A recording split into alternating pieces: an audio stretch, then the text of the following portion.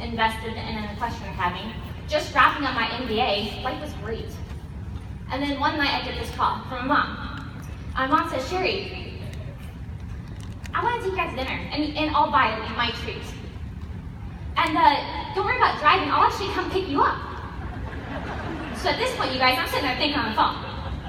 Free dinner, free ride, red flag, right? Well, that's my mom, so I couldn't tell her no. So I said, okay. She shows up at my house. I jump in the car and we start driving to the restaurants.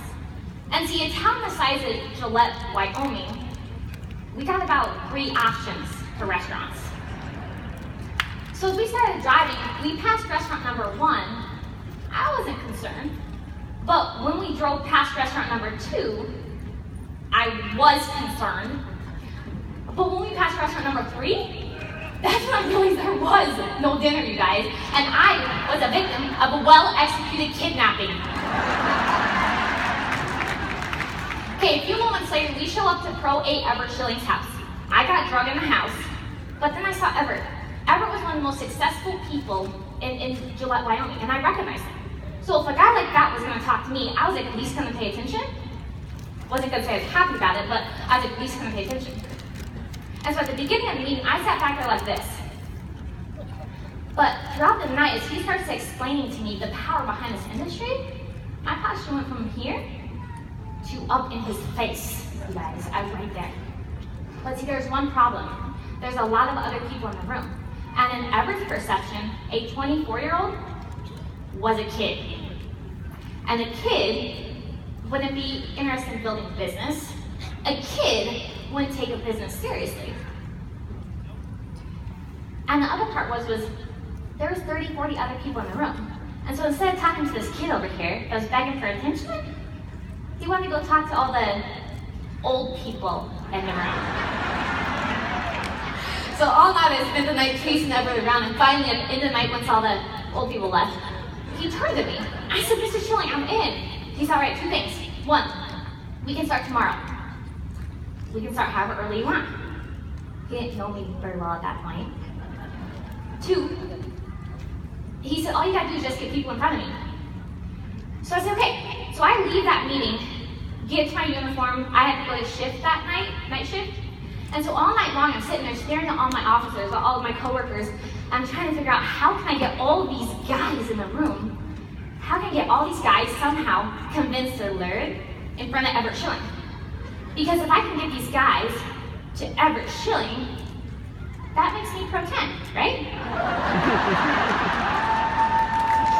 So 6 o'clock is whenever shift ends. At 5:50 a.m., I start panicking because everyone's getting ready to go. They start heading out to their cars. And I keep thinking in my head, just get people in front of Everett, just get people in front of Everett. And then that's when I realized, you guys, I still have my duty belt on. I still got my radio attached. Everett just said get people in front of him. So at this point, I pull out my mic, I key it. Officers, I need you to report 3700 Overdale. Get there now!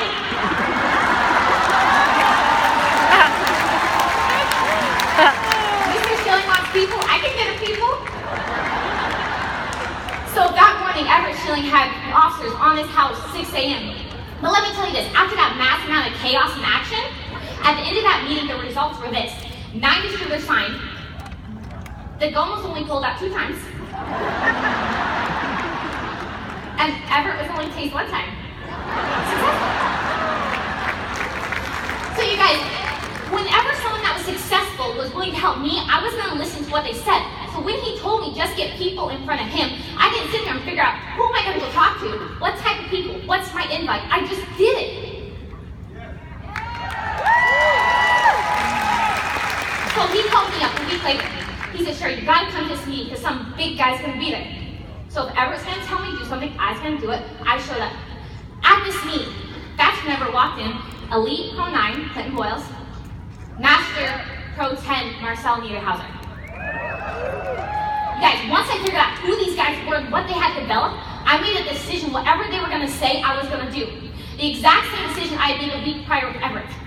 And so what's crazy was that night, as I was listening to these guys talk and teach and communicate, I realized the exact principles I learned that night was the exact same principles I had learned a week prior with Everett Shilling Pro 8. So let me ask you this question. Elite Pro 8 was telling me this message. Elite Pro 9 was telling me this message. Master Pro 10 was telling me this message. And every single message was the exact same, you guys. So do you think Elite Pro 8, Elite Pro 9, Master Pro 10, they're all saying the exact same message? Do you think something works there? Hello, did something work there? Okay, thank you. Okay, so that night, I learned 3 key principles. I'm gonna go through them extremely fast. I want to know in here, who in here wants to go elite in the next, say, 12, 24 months? Who wants to go elite? Okay, so if I do 3 key principles that could help accelerate your growth, would you want to know them? Next question, would you do them? All right, principle number 1. You have to. You have to. You have to. Follow the system. 15 presentations a month. Your story, company story, how you get paid. Done. Attend the educations like it's non-negotiable. Premier school, elite cabins, convention, non-negotiable. And you keep repeating that process until it's done. Not until you get tired, not for a year, not until you get your first no-show, but until it's done. Next principle number 2. Always stay in control of your business. By the sound of your voices, who in here said they wanted to go Pro 7? Okay, so in order to go Pro 7, you guys, you need something called volume. And whoever needs a volume is going to be the one doing the work. Whoever needs a volume is going to be the one doing the work. Meaning, you guys that want to rank advance, you guys are going to be in charge of doing the meetings. You're going to be in charge of doing the follow-ups.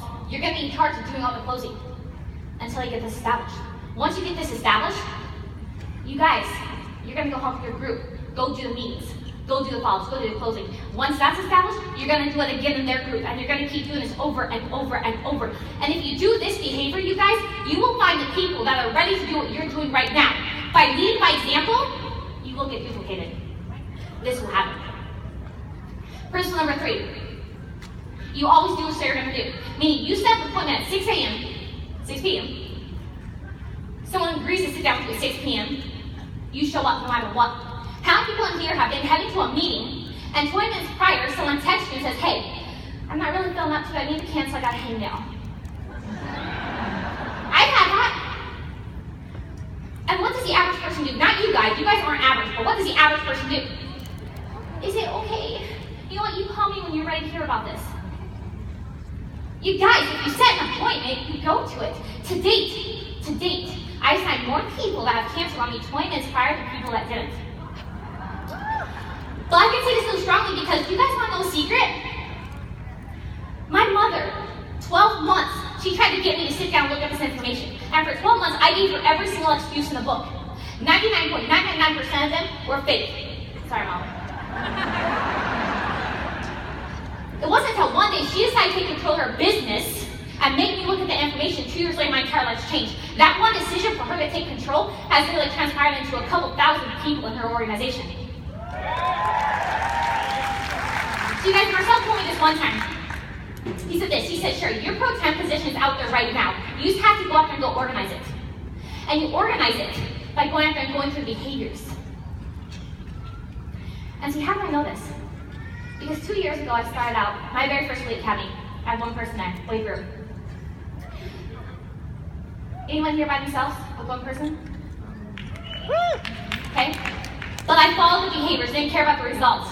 And I started to see growth. And then I started to see growth. And see, the thing is I cannot thank the mentorship of my life enough. Because these guys did not go out there and just tell me what to do. They went out there and did it. They showed me by leading by example. By leading by example is how they showed me how to do this. These guys are the most incredible mentors. And I am forever indebted to you guys. Thank you. Thank you. I want to thank my group. You guys are an ideal example of following these key principles. You guys need to be up here, and you will. I want to thank my parents. They're not able to attend today. My dad didn't get sick, but they'll be here in Orlando. But they're a big part of my life. They're my biggest drivers in this whole entire deal. I want to thank them, you guys.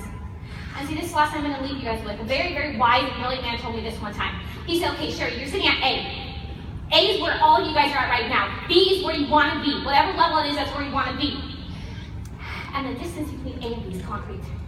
Now, the more consistent you are as following these key principles, the more consistent you are as following these behaviors, the faster you're going to get from A to B. So my question to you guys, who wants to go faster to get this thing done? Who's ready to get this thing done?